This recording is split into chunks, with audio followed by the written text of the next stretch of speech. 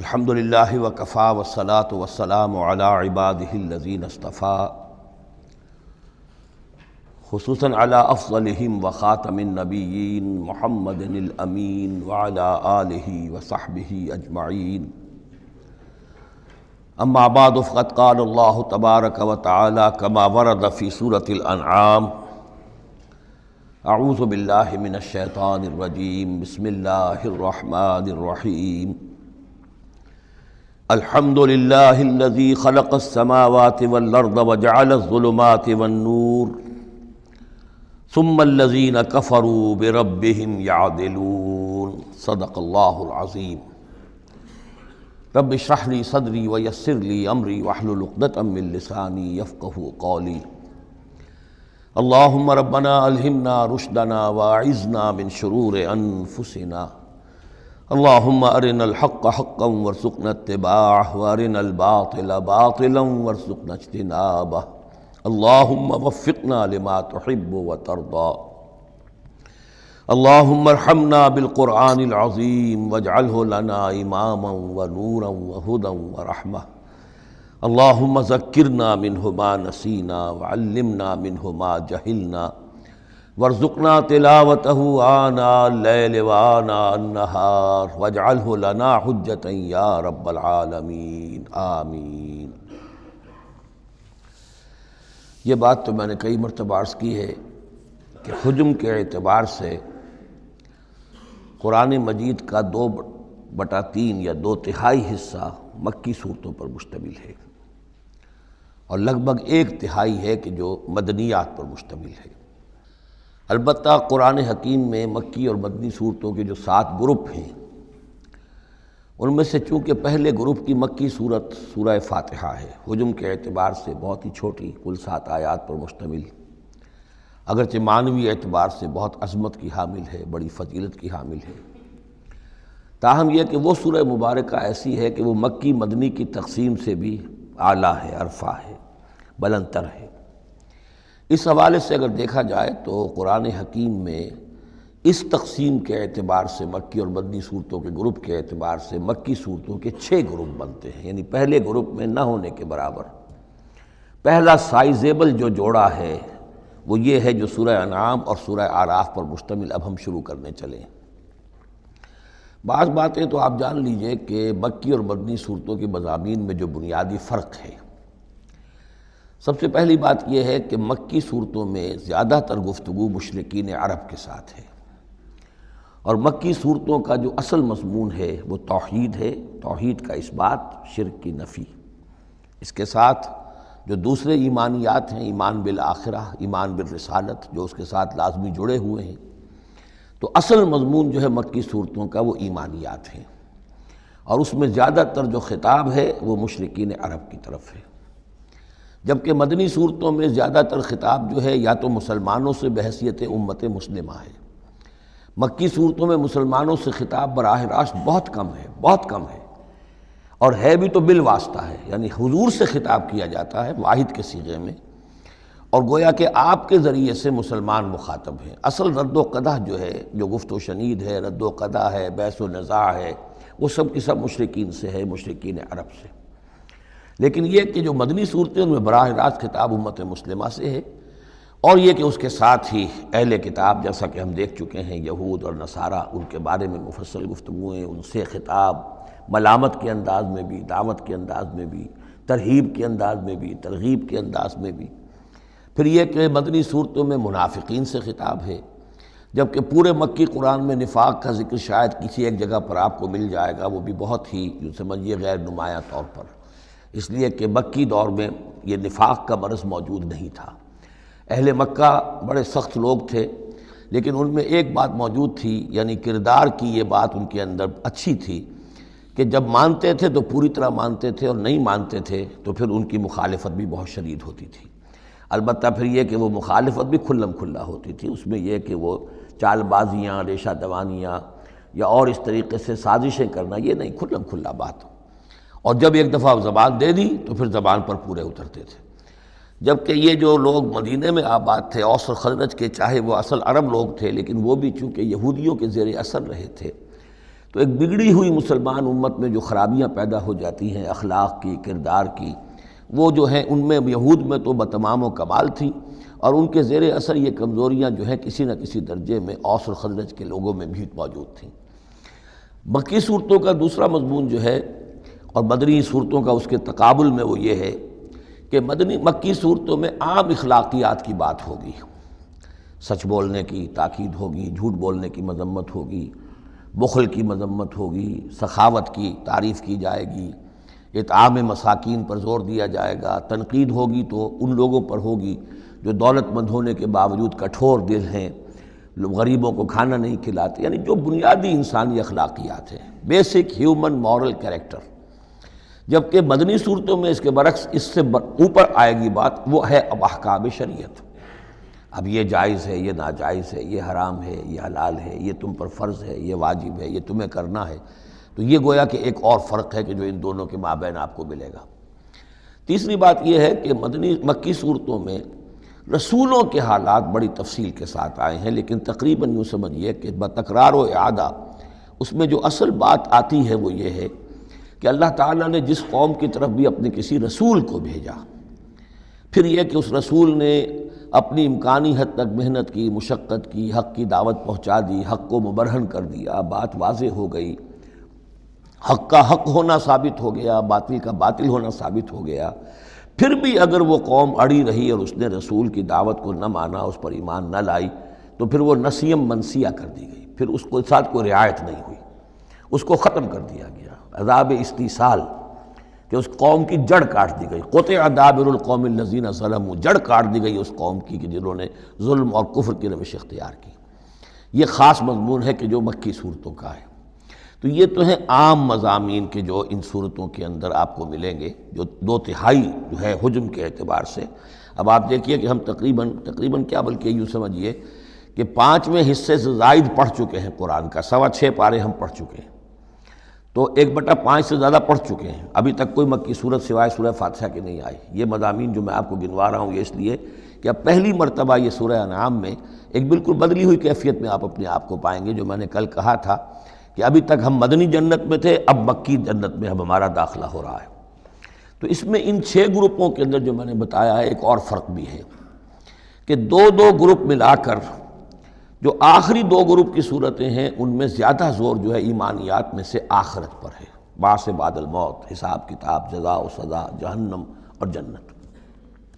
درمیانی 2 گروپ کی مکی صورتوں میں زیادہ زور توحید پر ہے، اور یہ جو پہلے 2 گروپ ہیں جن میں 2 صورتیں تو یہ شامل ہیں جو سورہ انعام اور اعراف ہیں، اور پھر 14 صورتیں ہیں مسلسل سورہ یونس سے لے کر سورہ مومنون تک۔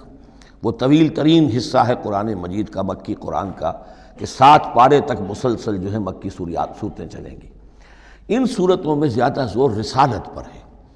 جو بات میں نے ابھی عرض کی تھی کہ رسول کی بات اگر نہ مانی جائے تو پھر قوم تباہ و برباد کر دی جاتی ہے۔ نبی کا یہ معاملہ نہیں ہے، نبی کی حیثیت ایسی ہوتی جیسے اولیاء اللہ ہیں، ان کی بات جس نے مان لی اس کو فائدہ ہو گیا، نہیں مانی اس کو نقصان ذاتی طور پر ہو جائے گا، لیکن پوری تباہی اور قوم کی ہلاکت نہیں ہوا کرتی تھی۔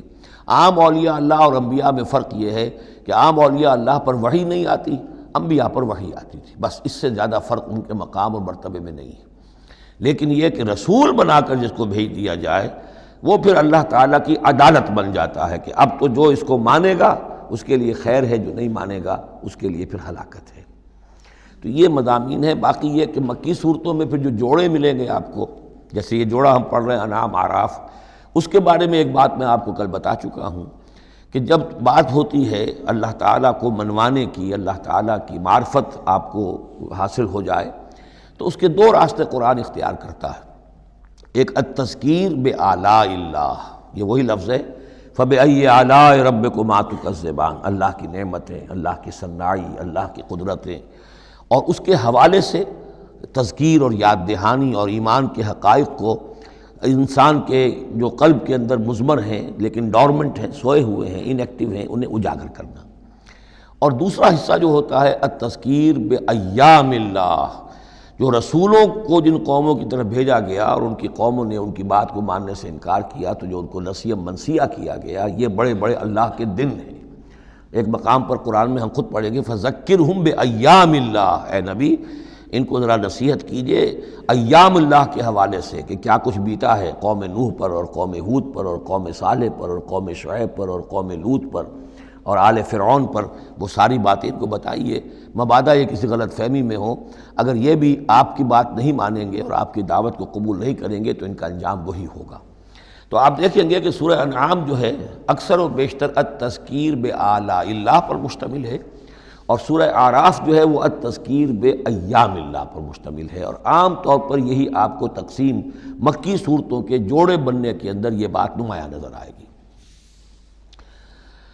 بسم اللہ الرحمن الرحیم، الحمدللہ الذی خلق السماوات والارض وجعل الظلمات والنور۔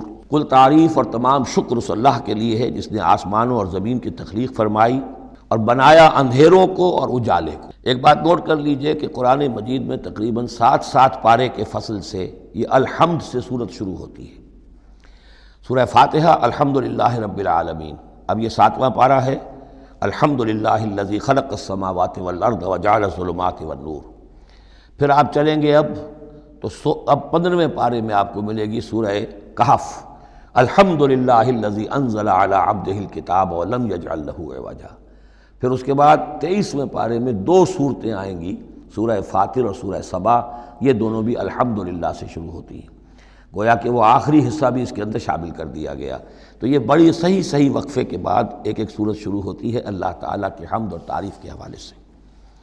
خاص طور پر بات نوٹ کرنے کی ہے جعل، خلق اور جعلہ، آسمان اور زمین چونکہ مادی حقیقتیں ہیں لہذا ان کے لیے لفظ خلق آیا ہے، لیکن نور اور اجالا اور اندھیرا جو ہے یہ در حقیقت اس طرح کی نہیں ہے۔ اندھیرا کس کو کہتے ہیں؟ نور کے نہ ہونے کا نام اندھیرا ہے، یہ اس طرح کی کوئی مادی حقیقت نہیں ہے، اس لیے اس کے لیے لفظ جو ہے جعلہ آیا، بنائے، اس نے ٹھہرا دیے، بنا دیے، نمایاں کر دیے، معلوم ہو گیا کہ یہ اجالا ہے، یہ اندھیرا ہے۔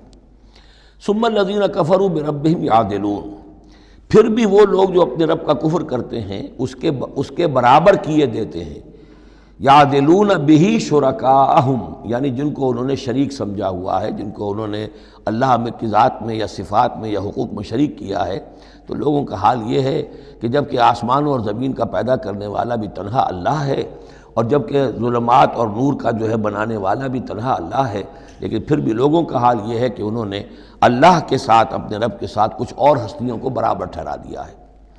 مجھے ایک صاحب نے یہ بات کہی ہے کہ یہ سورہ نساء میں جو ہم 2 مرتبہ گزرے ہیں ایک آیت سے، ان اللہ لا یغفر ان یشرک بہ ویغفر ما دون ذلک لمن یشاء، تو یہ بڑی اہم آیت تھی اور آپ نے اس کی طرف توجہ زیادہ نہیں دی۔ یقیناً یہ بڑی اہم آیت ہے، اس میں کوئی شک نہیں کہ اللہ تعالیٰ اسے ہرگز معاف نہیں فرمائے گا کہ اس کے ساتھ شرک کیا جائے۔ البتہ یہ ہے کہ اس سے کم تر جو گناہ ہوں گے جن کو چاہے گا بخش دے گا بغیر توبہ کے، باقی یہ کہ شرک سے بھی انسان تائب ہو جائے تو شرک بھی معاف ہو جائے گا۔ لیکن یہ کہ اس میں ضرورت ہوتی ہے اس بات کی کہ وضاحت کی جائے کہ شرک صرف بت پرستی کا نام نہیں ہے، شرک صرف اس کا نام نہیں کہ کوئی مورتی رکھی ہوئی ہے اور اسے آپ نے سجدہ کیا ہو۔ سمجھنے کی ضرورت یہ ہے کہ شرک کہتے کسے ہیں۔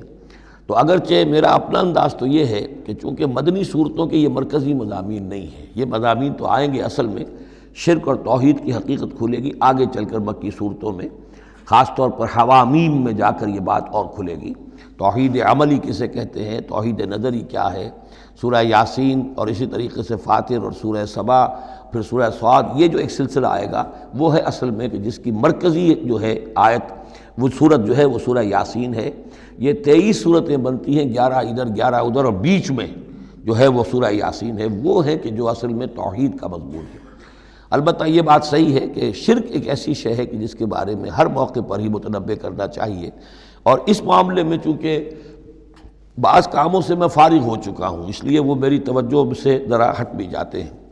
اللہ کے فضل و کرم سے بڑی پرانی بات ہے کہ 6 گھنٹے کی میں تقریر ایک ریکارڈ کرا چکا حقیقت و اقسام شرک پر، اور جس کو کہ بہت علماء نے بھی پسند کیا، بڑے بڑے جید علماء نے بھی، اس حوالے سے کہ ایک شرک تھا جو آج سے کچھ عرصے پہلے لوگوں نے پہچان لیا یہ شرک ہے، اب ان کے پیروی کرتے ہوئے آج ان کے جو عقیدت مند ہیں اس شرک سے بچ رہے ہیں۔ لیکن شرک یہ بیماری ہے کہ ہر دور میں بھیس بدل بدل کر آتی ہے۔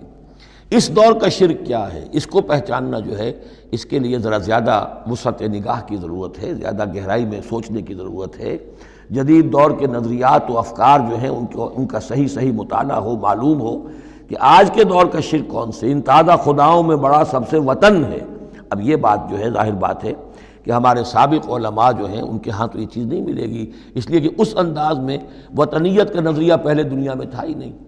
تو اس لیے جو حضرات بھی اس موضوع پر چاہیں تو یہ میرے جو 6 کیسٹ ہیں 1 گھنٹے کے حقیقت و اقسام شرک پر، وہ ضرور ان کی سماعت فرمائیں۔ هو الذی خلقکم من طین ثم قضى اجلا، وہی ہے کہ جس نے تمہیں بنایا ہے گارے سے اور پھر ایک وقت مقرر کر دیا ہے۔ یعنی یہ کہ ہم ہر شخص جو ہے جس کو اللہ نے دنیا میں بھیجا ہے اس کا اس دنیا میں رہنے کا وقت معین ہے، اور ایک خاص اجل جو ہے اس کی اجلاً وہ یہ ہے کہ موت کا وقت معین ہے۔ وہ اجل مسمن عندہ، اور ایک اور ہے مقرر وقت اس کے پاس۔ یعنی ایک تو ہے انفرادی موت، جیسے کہ حضور نے فرمایا من مات فقط قامت قیامتہ، ایک اجتماعی موت ہونی ہے اس دنیا کی، وہ اللہ نے خاص چھپا کر اپنے پاس رکھی ہے، جس کا علم کسی اور کو نہیں دیا۔ ثم انتم تنطرون مسمن عندہ واجل مسمن عندہ، اور ایک اور ہے معین وقت جو اس کے پاس ہے۔ ثم انتم تنطرون، لیکن تم شک کرتے ہو۔ وَهُوَ اللَّهُ فِي السَّمَاوَاتِ وَفِي الْأَرْضِ، اور وہی اللہ ہے آسمانوں میں بھی اور زمین میں بھی، ایک ہی اللہ ہے۔ یہ نہیں ہے کہ آسمانوں کا اللہ کوئی اور ہے، زمین کا اللہ کوئی اور ہے۔ ہاں فرشتے ہیں، فرشتوں کے طبقات ہیں، زمین کے فرشتے ہیں، فضا کے فرشتے ہیں، آسمانوں کے فرشتے ہیں، ہر آسمان کے فرشتے ہیں، پھر یہ کہ ملائکہ مقربین ہیں، لیکن ذات باری تعالیٰ تو ایک ہی ہے۔ یعلم سرکم وجہرکم، وہ جانتا ہے تمہارا چھپا بھی اور تمہارا کھلا بھی، ظاہر بھی۔ وَيَعْلَمُ مَا تَكْسِبُونَ، اور وہ جانتا ہے جو کچھ کہ تم کماتے ہو۔ کمانے سے مراد یہی نیکی یا بدی۔ وَمَا تَأْتِيهِم مِّنْ آیَةٍ مِّنْ آیَاتِ رَبِّهِمْ، اور نہیں آتی ان کے پاس کوئی نشانی ان کے رب کی آیات میں سے، إِلَّا كَانُوا عَنْهَا مُعْرِضِينَ، مگر یہ کہ یہ اس سے اعراض ہی کرنے کے عادی ہو چکے ہیں۔ ہم نئی سے نئی صورتیں بھیج رہے ہیں، نئی سے نئی آیتیں نازل کر رہے ہیں، لیکن یہ اعراض پر تلے ہوئے ہیں۔ فَقَدْ كَذَّبُوا بِالْحَقِّ لَمَّا جَاءَهُمْ، تو اب انہوں نے جھٹلا دیا ہے حق کو جبکہ ان کے پاس آ چکا۔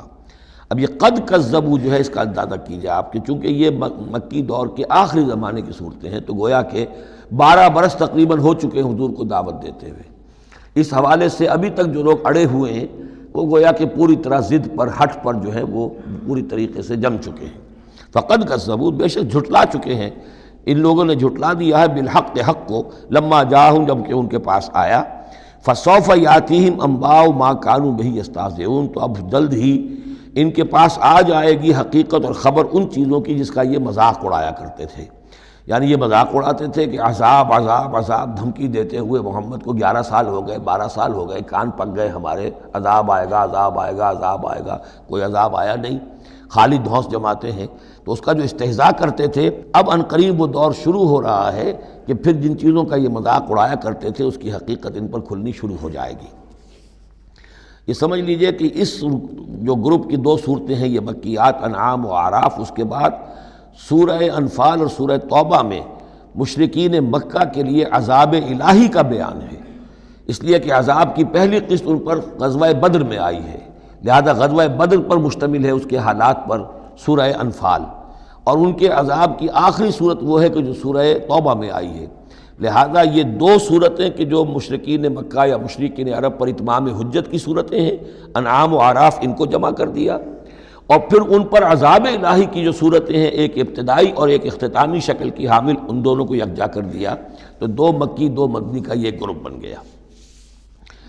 الم یروا کم اہلکنا من قبلہم من قرن مکناہم فی الارض ما لم نمکن لکم، کیا انہوں نے دیکھا نہیں کہ کتنی ہی ہم نے نسلوں کو اور قوموں کو ہم نے ہلاک کیا جنہیں ہم نے زمین میں تمکن عطا فرمایا تھا جو تمہیں عطا نہیں کیا ہے۔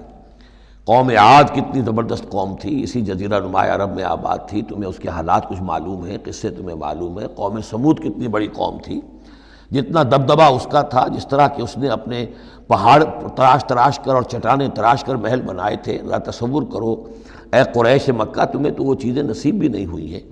تو جب ہم نے انہیں ہلاک کر دیا، وَأَرْسَلْنَا السَّمَاءَ عَلَيْهِم مِدْرَارًا، اور ہم نے ان پر آسمان بھیجا موسلا دھار، یعنی ان پر خوب بارشیں برسائیں ہم نے، اور بارش ظاہر بات ہے ماہ مبارک کا ہوتا ہے، اس سے زمین کی رویدگی نکلتی ہے۔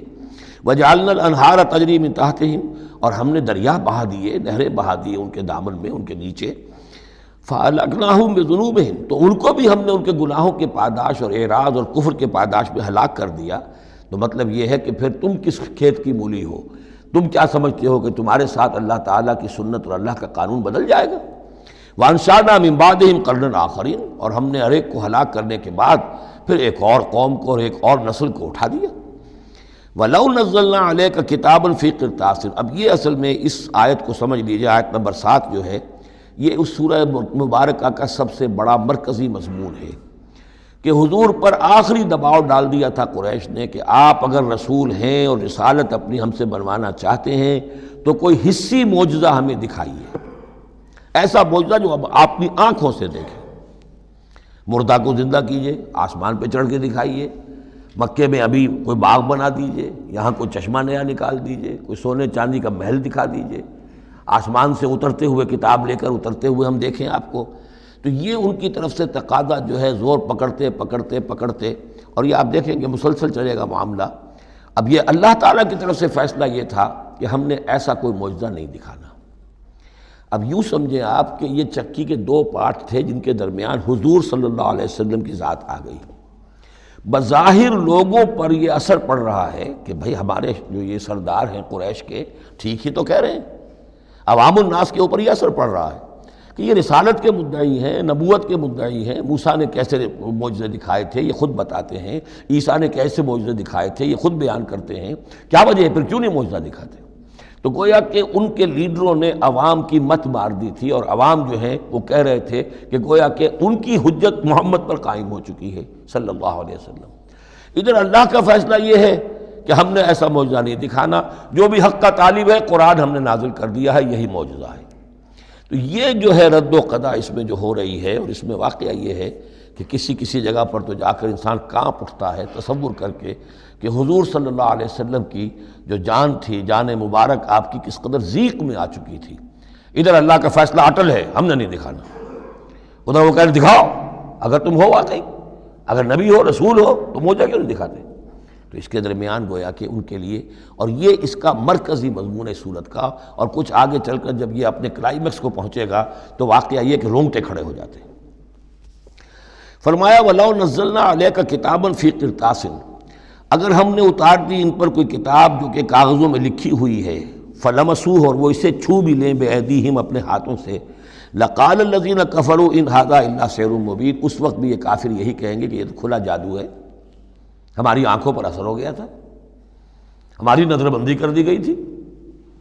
جس نے نہیں ماننا اس نے نہیں ماننا ہے، البتہ ہوگا کیا، ہم ایسا معجزہ دکھا دیں گے تو مہلت ختم ہو جائے گی، پھر فوراً عذاب آئے گا۔ اس لیے ابھی ہماری رحمت کا تقاضا یہ ہے، ہم انہیں مہلت اور دینا چاہتے ہیں، ابھی اور اس کو دودھ کو بلونا ہے، شاید اس میں سے کچھ اور مکھن بھی نکل آئے، اس لیے ہم معجزہ نہیں دکھا رہے۔ معجزہ دکھائیں گے مہلت ختم ہو جائے گی، عذاب فوراً آ جائے گا۔ وَقَالُوا لَوْلَا أُنزِلَ عَلَيْهِ مَلَكٌ، اور وہ کہتے ہیں کیوں نہیں اترا ان کے اوپر کوئی فرشتہ، اوپر سے کوئی فرشتہ جو ہے پروں سے آتا دیکھتے ہم کہ ہاں آ رہا ہے۔ وَلَوْ أَنزَلْنَا مَلَكًا، اور اگر ہم نے فرشتہ اتار دیا ہوتا، لَقُضِيَ الْأَمْرُ ثُمَّ لَا يُنظَرُونَ، پھر تو فیصلہ ہی چکا دیا جاتا، پھر انہیں کوئی مہلت نہ ملتی۔ یعنی یہ کہ یہ ساری جو آزمائش ہے اس دنیا کی زندگی میں، وہ تو غیب کے پردے کی وجہ سے تو آزمائش ہے، غیب کا پردہ اٹھ جائے امتحان ختم، پھر تو نتیجے کے ڈکلیئر کرنے کا وقت آ جائے گا۔ یہ تو امتحان جو ہے سارا وہ اس غیب ہی کی وجہ سے تو ہے۔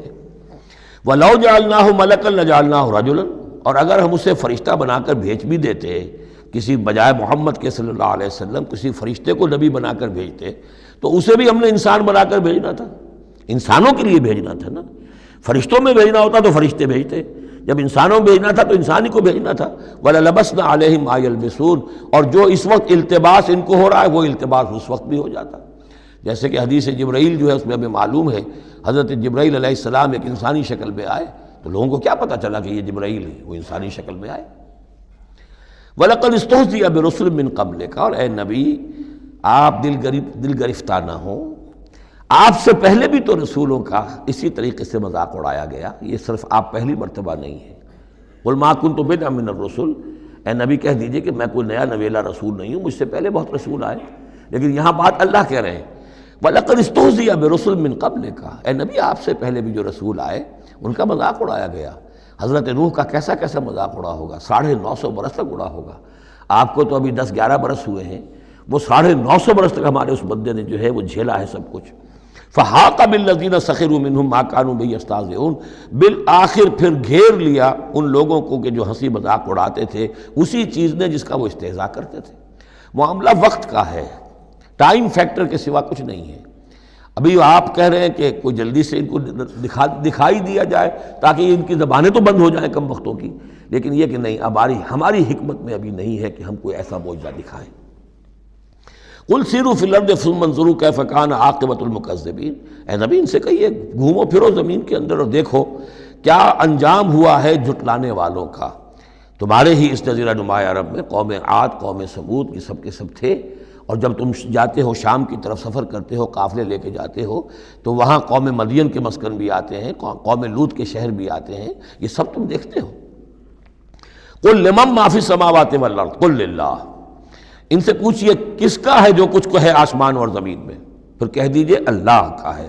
کتب علی نفسہ الرحمہ، اور یہ اصل میں کہنا کس اعتبار سے ہے کہ مشرکین مکہ بھی یہ مانتے تھے مالک اور خالق اللہ ہے۔ ہمارے معبودوں کا مسئلہ تو یہ ہے کہ ہؤلاء شفعاؤنا عند اللہ، یہ ہماری شفاعت کریں گے اللہ کے پاس۔ وہ یہ تو نہیں کہتے تھے کہ لات اور منات اور عزا نے اور حبل نے دنیا پیدا کی ہے، ایسے کودن نہیں تھے، وہ کہتے تھے اللہ نے پیدا کیا۔ وَلَئِن سَأَلْتَهُم مَّنْ خَلَقَ السَّمَاوَاتِ وَالْأَرْضَ لَيَقُولُنَّ اللَّهُ، اے نبی آپ ان سے پوچھیں گے آسمان اور زمین کس نے بنائے، کہیں گے اللہ نے بنائے۔ تو وہ کوئی کائنات کی تخلیق میں اس کے مالک ہونے میں شرک نہیں کرتے تھے۔ شرک ان کا کیا تھا، یہ بڑے چہیتے ہیں، لاڈلے ہیں، اونچے مقام ہے، یہ ہمیں چھڑوا لیں گے، یہ شرک تھا۔ کتب علی نفسہ الرحمہ، اس نے اپنے اوپر رحمت کو لازم کر لیا ہے، یہ کتبہ اللہ نے لکھ لیا ہے، علی نفسہ ہی اپنے اوپر، یعنی یہ لزوم اللہ اپنے اوپر کوئی شے لازم کر لے، ہم کوئی شے اللہ پر خود لازم قرار نہیں دے سکتے۔ کتب علی نفسہ الرحمہ لیجمعنکم الی یوم القیامۃ لا ریب فیہ، وہ لازماً جمع کرے گا تمہیں قیامت کے دن کہ جس میں کوئی شک نہیں ہے۔ والذین خسروا انفسہم فہم لا یؤمنون، تو جو لوگ اپنے آپ کو خسارے میں ڈالنے کا فیصلہ کر چکے ہیں وہ ایمان نہیں لائیں گے۔ یہاں ایک نقطہ ہے، ذرا غور کرنے کی بات ہے کہ یہ رحمت کا اظہار کیسے ہوا۔ کتب علی نفسہ الرحمہ لیجمعنکم الی یوم القیامہ، قیامت کے دن تو مار پڑے گی، سزا پڑے گی، سختیاں ہوں گی۔ اہل ایمان کے لیے یہ رحمت کا ظہور ہوگا، یہاں رخ ہے اہل ایمان کے لیے، انبیاء و رسل کے لیے، صدیقین اور شہداء کے لیے، صالحین کے لیے۔ تم جو کچھ جھیل رہے ہو، جو مصیبتیں برداشت کر رہے ہو، جو اس وقت تمہیں تنگی ہو رہی ہے، تمہارے لیے اللہ تعالیٰ کی رحمت کا وہ وقت آ کر رہے گا، تمہاری ان ساری خدمات کا بھرپور صلہ ملے گا، تمہاری ان ساری سرفروشیوں کے لیے اللہ تعالیٰ کی طرف سے قدر افزائی کا اعلان ہوگا۔ کتب علی نفسہ الرحمہ لیجمعنکم الی یوم القیامہ۔ کبھی تمہیں یہ خیال نہ آئے کہ ہم تو سب کچھ یہاں پر اپنا لٹا بھی بیٹھے اللہ کے لیے، پتہ نہیں وہ دن آئے گا بھی کہ نہیں، پتہ نہیں کوئی ملاقات ہونی بھی ہے کہ نہیں، پتہ نہیں یہ سب کچھ جو ہے واقعی حق ہے یا نہیں کہ جمع ہونا ہے اللہ کے ہاں اور جزا و سزا ہونی ہے۔ تو ان وسوسوں کو اپنے دل سے، اپنے دماغ سے دور کرو۔ لہ ما سکن فی اللیل والنہار، اور اسی کا ہے جو کچھ کہ ساکن ہو جاتا ہے رات میں، اور یہاں مقابلے کا لفظ محذوف ہے، وما تحرک فی النہار، اور جو شے متحرک ہو جاتی ہے دن کے وقت۔ یہ مقابلے کے لفظ کو قرآن مجید میں حذف کر دیا جاتا ہے تاکہ آدمی خود اپنی عقل سے کام لے، ورنہ ظاہر بات ہے کہ نہار جو ہے دن کا وقت جو ہے وہ سکون کے لیے نہیں ہے۔ وَلَهُ مَا سَكَنَ فِي اللَّيْلِ وَمَا تَحَرَّكَ فِي النَّهَارِ، وہ اسی کا ہے جو کچھ کہ رات کے وقت سکون پکڑتا ہے اور دن کے وقت متحرک ہو جاتا ہے۔ وَهُوَ السَّمِيعُ الْعَلِيمُ، وہ سب کچھ سننے والا اور جاننے والا ہے۔ قُلْ أَغَيْرَ اللَّهِ أَتَّخِذُ وَلِيًّا فَاطِرِ السَّمَاوَاتِ وَالْأَرْضِ، ان سے کہیے لوگو، عقل کے ناخن لو، کیا میں اللہ کے سوا کسی اور کو اپنا ولی بنا لوں، اپنا کارساز، اپنا مولا، اپنا مالک، اپنا حمایت، اللہ کو چھوڑ کر کسی اور کو بنا لوں؟ فاطر السماوات والارض، جو کہ آسمانوں اور زمین کا پیدا کرنے والا، تم بھی مانتے ہو کہ وہی پیدا کرنے والا ہے، تو اس کو چھوڑ کر کسی اور کو اپنا ولی بنائیں اور کسی اور کے خود ولی بن جائیں، تو یہ تو بڑی حماقت کی بات ہے، بڑے گھاٹے کا سودا ہے۔ وَهُوَ يُطْعِمُ وَلَا يُطْعَمُ، وہ کھانا کھلاتا ہے، اسے کھانا کھلایا نہیں جاتا۔ تم تو بتوں کے سامنے تو رکھتے ہو، چڑھاوے اور حلوے مانڈے پیش کرتے ہو، اللہ کو تو کوئی ضرورت نہیں، وہ تو کھلاتا ہے تمہیں، وہ رازق ہے۔ قُلْ إِنِّي أُمِرْتُ أَنْ أَكُونَ أَوَّلَ مَنْ أَسْلَمَ، کہہ دیجئے اے نبی ڈنکے کی چوٹ، مجھے تو حکم ہوا ہے کہ سب سے پہلا فرما بردار میں خود بنوں، وَلَا تَكُونَنَّ مِنَ الْمُشْرِكِينَ، اور دیکھو تم ہرگز نہ ہو مشرکین کے اندر، مشرکین میں سے۔ قُلْ إِنِّي أَخَافُ إِنْ عَصَيْتُ رَبِّي عَذَابَ يَوْمٍ عَظِيمٍ، کہہ دیجئے کہ خود مجھے اندیشہ ہے اگر میں اپنے پروردگار کی نافرمانی کروں تو بڑے دن کے عذاب کا۔ میں بھی مستثنیٰ نہیں ہوں، میں بھی اللہ کا بندہ ہوں۔ جیسے آپ کو میں کہہ رہا ہوں کہ اللہ کی بندگی کرو، ایسے ہی مجھے بھی اللہ کی بندگی کرنی ہے۔ جیسے تم سے کہہ رہا ہوں کہ اللہ کی فرما برداری کرو، ویسے مجھے بھی کرنی ہے۔ اور جیسے تمہیں بتا رہا ہوں کہ اگر نافرمانی کرو گے تو پکڑے جاؤ گے، ایسے ہی میں بھی اگر بالفرض نافرمانی کروں گا تو مجھے بھی اندیشہ ہے۔ یہ بہت اہم آیات ہیں، ان کو سمجھنا چاہیے۔ قل انی اخاف ان عصیت ربی عذاب یوم عظیم من یصرف عنہ یومئذ فقد رحمہ، وہ عذاب جو ہے جس کی طرف سے پھیر دیا گیا اس دن، اس پر تو اللہ کی بڑی رحمت ہو گئی۔ وذالک الفوز المبین، اور وہی ہوگی روشن کامیابی۔ یعنی دنیا کی بڑی سے بڑی کامیابیاں ہیچ ہیں، کوئی حیثیت نہیں، دولت ہے، وجاہت ہے، وقتی عزت ہے، شہرت ہے، اقتدار ہے، یہ ساری چیزیں جو عارضی ہیں، آنی فانی، لیکن یہ ہے کہ اصل مبین جو کامیابی ہے، فوز، وہ وہی ہے۔ وَإِن يَمْسَسْكَ اللَّهُ بِضُرٍّ فَلَا كَاشِفَ لَهُ إِلَّا هُوَ، اب یہ توحید ہے جو بیان ہو رہی ہے۔ اور اگر تمہیں کوئی اللہ تعالیٰ کی طرف سے پہنچا دی جائے کوئی تکلیف، تو کوئی نہیں ہے اس تکلیف کا دور کرنے والا سوائے اس کے۔ تکلیف میں پکارو تو اسی کو پکارو، کسی اور کو نہ پکارو۔ لا تدعوا مع اللہ احدا، وہی ہے مشکل کشا، وہی ہے حاجت روا، وہی ہے تمہاری تکلیفوں کو رفع کرنے والا۔ وَإِن يَمْسَسْكَ بِخَيْرٍ فَهُوَ عَلَىٰ كُلِّ شَيْءٍ قَدِيرٌ، اور اگر اس کی طرف سے کوئی خیر تمہیں پہنچا دیا جائے تو یقیناً وہ ہر چیز پر قادر ہے، کوئی اس کا ہاتھ روکنے والا نہیں ہے۔ اسے کسی اور سے سینکشن نہیں لینی ہوتی کہ میں اپنے فلاں بندے کے ساتھ یہ خیر کرنا چاہتا ہوں، وہ تو عَلَىٰ كُلِّ شَيْءٍ قدیر ہے۔ وَهُوَ الْقَاهِرُ فَوْقَ عِبَادِهِ، اور وہ تو اپنے بندوں پر پوری طریقے سے زور آور ہے، چھایا ہوا ہے، مسلط ہے، کوئی بھی اس مخلوقات میں سے کوئی اس کے قابو سے باہر نہیں ہے، وہ قابو یافتہ ہے۔ وَهُوَ الْحَكِيمُ الْخَبِيرُ، اور وہ ہے کمال حکمت والا اور ہر شے کی سے خبر رکھنے والا۔ قُلْ أَيُّ شَيْءٍ أَكْبَرُ شَهَادَةٍ، اے نبی ان سے کہیے ذرا کون سی چیز ہے جو گواہی میں سب سے بڑی ہو؟ کس کی گواہی سب سے بڑی ہے؟ قُلِ اللَّهُ، خود کہیے اللہ کی گواہی سب سے بڑی ہے کہ نہیں؟ شہید بینی و بینکم، اور وہ میرے اور تمہارے مابین گواہ ہے۔ وَأُوحِيَ إِلَيَّ هَذَا الْقُرْآنُ لِأُنذِرَكُم بِهِ وَمَن بَلَغَ، اور میری جانب یہ قرآن وحی کیا گیا ہے تاکہ میں خبردار کر دوں تمہیں اس کے ذریعے سے، اور اس کو بھی جس تک یہ پہنچ جائے۔ یہ گویا کہ اس سورہ کے عمود کا عکس ہے۔ یعنی میں نے بتایا عمود کیا ہے، حصی معجزہ ہم نہیں دکھائیں گے، بات ختم، لیکن اصل معجزہ یہ قرآن ہے۔ اے نبی ہم نے آپ پر یہ قرآن اتار دیا، آپ اس کے ذریعے تبشیر کریں، اسی کے ذریعے انذار کریں، اسی کے ذریعے تذکیر کریں۔ جس کے اندر صلاحیت ہے، جو طالب حق ہے، جو ہدایت چاہتا ہے، وہ ہدایت پالے گا۔ باقی جس کے دل میں کجی ہے، ٹیڑھ ہے، تعصب ہے، ضد ہے، ہٹ درمی ہے، حسد ہے، تکبر ہے، وہ آپ 10 لاکھ معجزے دکھا دیجئے وہ نہیں مانے گا۔ کیا علماء یہود نے مان لیے معجزے دیکھ کر حضرت مسیح علیہ السلام کے؟ کیسے کیسے معجزے، مردہ کو زندہ کر دینا، خلق حیات، یعنی گاڑے کا بنا ہوا پرندہ پھونک ماری اور وہ اڑتا ہوا پرندہ ہو گیا۔ یہ تو وہ چیزیں ہیں کہ جو یوں سمجھیے کہ ایکسکلوسیو افعال اللہ تعالیٰ کے ہیں، خلق حیات اور احیاء موتا، وہ بھی نشانیاں ظاہر کر دی حضرت مسیح کے ہاتھ پر، کتنے لوگوں نے مانا؟ تو ہم نہیں مانے، ہم یہ معجزہ نہیں دکھائیں گے، البتہ یہ کہ یہ ہے، آپ کرتے جائیے، محنت کرتے جائیے، کوشش کرتے جائیے۔ اب یہاں پہ خاص طور پر بہی کا جو ہے لفظ اس کو نوٹ کیجئے، وَأُوحِيَ إِلَيَّ هَذَا الْقُرْآنُ، وحی کیا گیا ہے میری جانب یہ قرآن، لِأُنذِرَكُم بِهِ، تاکہ میں خبردار کروں تمہیں اس کے ذریعے سے، وَمَن بَلَغَ، اور جس تک یہ پہنچ جائے۔ جس تک پہنچ جائے کا مطلب کیا ہے کہ میں تو تمہیں پہنچا رہا ہوں، اب جو امت بنے گی وہ آگے پہنچائے گی۔ جس تک قرآن پہنچ گیا، حضور کا انذار پہنچ گیا۔ یہ سلسلہ جو ہے تا قیام قیامت، کیونکہ حضور اپنے ہی زمانے کے لیے رسول بن کر نہیں آئے تھے، آپ تو تا قیام قیامت جو ہے اب آپ رسول ہیں، آپ ہی کی رسالت کا دور یہ چل رہا ہے۔ جو انسان بھی قیامت تک دنیا میں آئے گا وہ آپ کی امت دعوت میں شامل ہے، اسے پہچانا پیغام قرآن کا اب ذمہ ہے کس کے؟ امت محمد صلی اللہ علیہ وسلم کے۔ اِنَّکُمْ لَتَشْهَدُونَ أَنَّ مَعَ اللَّهِ آلِهَةً أُخْرَىٰ، اب دیکھیے یہ ہے وہ جو میں نے ابتدا میں بھی عرض کیا تھا تعارف میں، بعض اوقات جو ہے بڑے سرچنگ کویسچنز ہوتے ہیں، کیا واقعی تمہارا یہ کہنا ہے؟